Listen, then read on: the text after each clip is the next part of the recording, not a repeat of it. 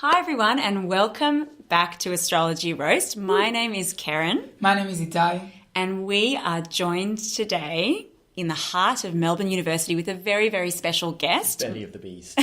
Belly of the beast. My dear, dear friend Max.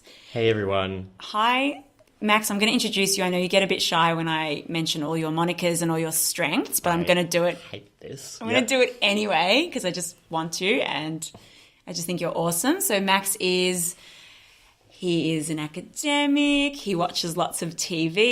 He's not on Instagram. He is a Coke drinker. He's an activist. You are funny and sharp and smart and you're many things. So we're really, really delighted to be here with you today and introducing Itai.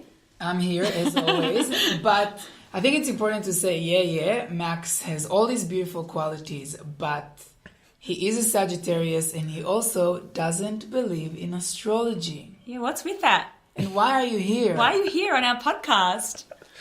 I feel so called out. Well, okay. First of all, your podcast systematically brings a smile on my face. So, that is one of the key reasons I listen to it religiously. Thank you. I'm shocked to hear that our podcast brings a smile. I thought it made people feel anxious and depressed most of the time. This is a delight to hear. We need to change something about what we're doing. And look, you also have your finger on the pulse because, more and more people these days seem to latch onto astrology as a way of understanding the world. And so as a Sagittarius, possibly, or as genuinely an academic in cultural studies, I do like to understand where people are coming from on these topics. And look, one of the big things is that most of the time it's queer people trying to latch onto astrology, and I've been trying to think about that. It's like, I genuinely think that it's a way to... astrology is essentially a conspiracy theory of everyday life, right? Okay. You're trying to...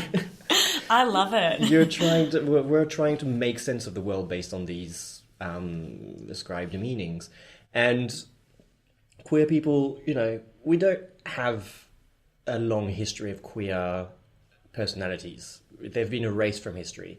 And so, we try to look for spiritual ancestors. I think it needs to sound like a shitty At least the stars like a funny have not shitty been homophobic to us yet. Whereas every other spiritual sort of institution has, at some stage at least, been a bit problematic. So it would make sense to actually turn to the stars. Yeah, and it is interesting the comeback that astrology is doing right now. I think it's also a combination of memes and just the ability to make a meme out of this wisdom, this ancient wisdom, and reduce it to you're funny because you're a Sagittarius, which I love. But it's true, I remember being a kid and reading all these astrology books and asking people for their birthdays and then kind of shifting away from it. And now everyone is caring about your star sign. And now it makes sense to me why Karen is into astrology, because you just called it a conspiracy theory. Yeah, so as a Gemini...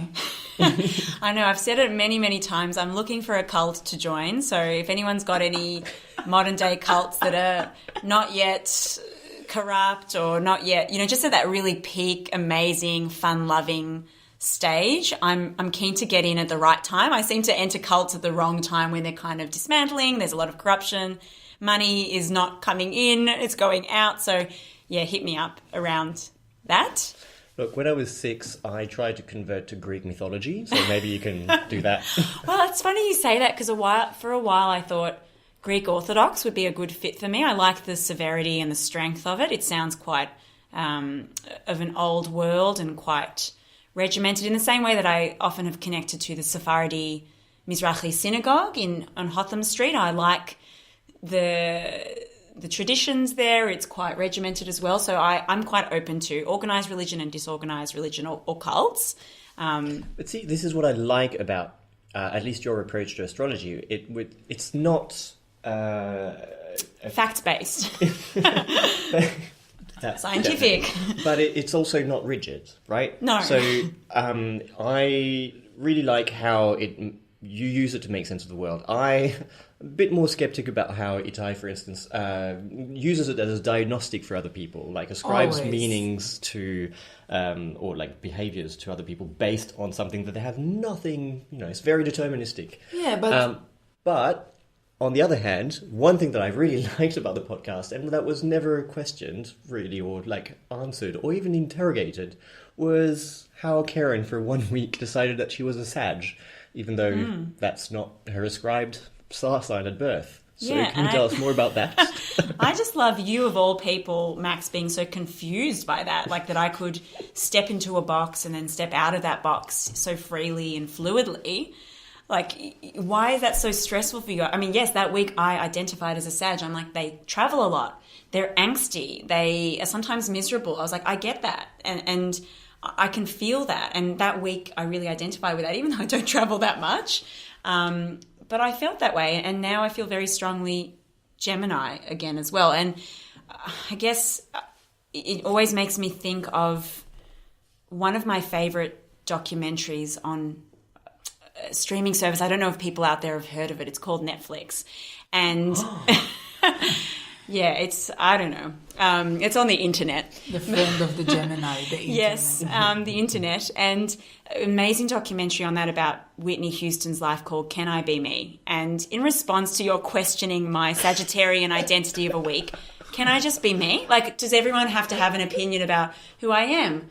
What's my culture? What's my sexual identity? Like, people seem to have a lot of opinions on that. And on this podcast, I've received many fans saying, well, hey, on one episode you saying you're fluid, you're attracted to women or men, and then a few episodes ago, Itai referred to me as straight. So my response to that is, can I just be me? I'm Sagittarian 1 week. I'm attracted to men 1 week. I'm in a situationship with an artist the other week. I just want to be me, like Whitney Houston. Just to be a Gemini, the Gemini that you are, that every week and every minute is something different and else. And I would like to apologize for calling you whatever you weren't at that week. And I think I can also relate to that, being gay myself, of people erasing your identity or questioning your identity, and you just wanting to ask, can I be me? This beautiful documentary also that I watched, and I think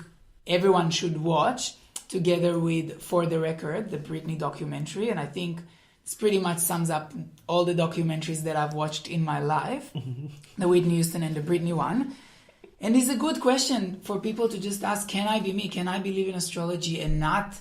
I don't need to explain to you why astrology is real. Yes, I know NASA discovered there's a 13th sign. I don't want to know about it. Don't explain to me why astrology isn't real. And I need to explain to you that I think it's real because I think it's real. That's it. And I've checked it, and it's proven to be right. Every time I check someone's birth chart, yes, you're a Libra, you will have good hair. Like, there's no other way to put it. You're Virgo moon. I thought that was Leos. I'm very confused. Leos have great hair. Libras have even better hair.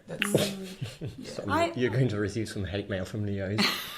No, they don't pay attention long enough to send us mail. But I love...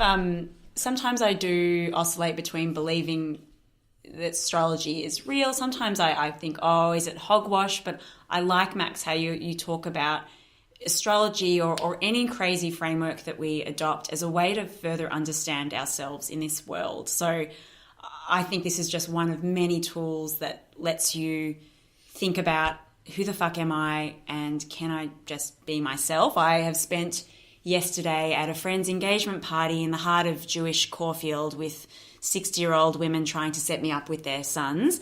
So,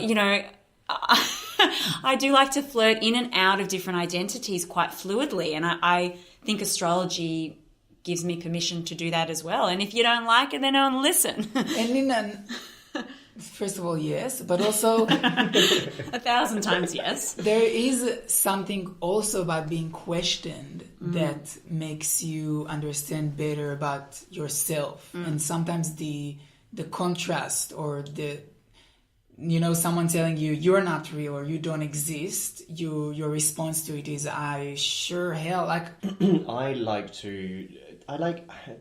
I never lie about my identity, but I will definitely shift it around or change its shape just to be a thorn in people's framework of the world, right? So if I speak to straight people, I'm gay, but if I speak to gay people, I'm queer, it's just not I just don't want to fit in your worldview. I am me. Can I just be me? See, I just shrink my identity to mold into whatever's socially acceptable around me. So when I'm around Jewish mothers trying to set me up with their doctor sons, I just laugh and smile and stare at the floor.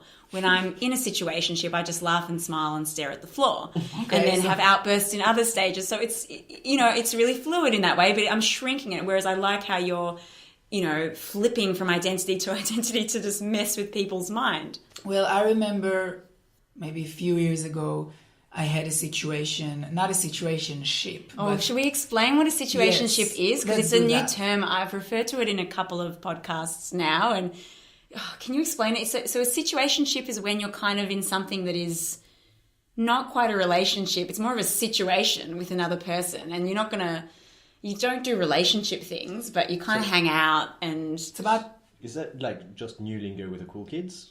It is. I think, I saw it on the internet. So, it's more if you haven't met this person's friends, if you only see them at night, maybe you met them on an app, maybe you don't know their last name, but you also cuddle a bit and you connect in other ways. It could be a relationship, but it's also more of a situation. I feel like your situationship wants to tell you, can I be me? Can I just be a situationship? I don't want to be a relationship. I don't think my situationship gives two shits about which is what makes it a situationship. So what happened to me the other year is, I don't know if it's grammatically correct to say, but I had a situation where I thought I had an STI. Okay, so I found out this little thing in my genitals and I was like, this is an STI. I obviously Googled the fuck out of it. Saw all the pictures of what's going to happen to me and what I'm having. And it was basically an STI. And I went to the doctor, to the GP. This GP, doesn't matter who he was, but what he said to me, I told him I'm gay. So to give him a bit of context. How attractive was he on a scale from 1 to 10? He was really not attractive, not my fantasy, definitely not my fantasy. Yeah, I told him I was gay just to give him a bit of context so that I'm maybe more, I'm at risk for some things. And his response was silence. And 5 minutes later, he asked me if my mom is very dominant or if I had any childhood traumas or why am I gay. So I was, being the Aries that I am, very bold on the outside, but a little marshmallow on the inside. In the moment, I was like, oh, is that what they taught you in med school? This is what they taught you, that gay people are a result of a trauma? And he was like, no, this is what I believe in. And I was like, okay, fair enough. Can you be you? Yes.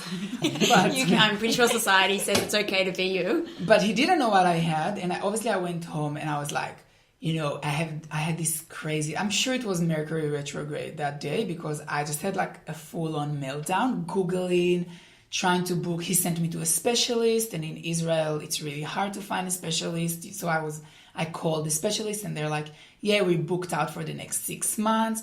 I was like, I'm not going to be alive in the next 6 months. I have a few weeks left. You got to squeeze me in. They were like, we can't. I'm sorry. Hung up on me. This was a Friday before a long holiday of a Jewish holiday. So I went onto the internet and I found this website that his specialty was with this specific STI. Someone monetized people's anxiety because they knew that every other specialist will be booked out for the next 6 months. They made this website, and on the headline there was Ask a Doctor. So I clicked it. I clicked the sign Ask the Doctor, and I manically wrote a description of what I had in my butt. To the detail. I literally described, if it wasn't a text, it was just be a photo of it, basically. I just described it. It was a full paragraph, probably the best paragraph I ever written. I signed it off by saying, thank you in advance, Itai Ben Simchon, 054-6671-577, which is my Israeli phone number. Don't call it because I'm in Australia at the moment.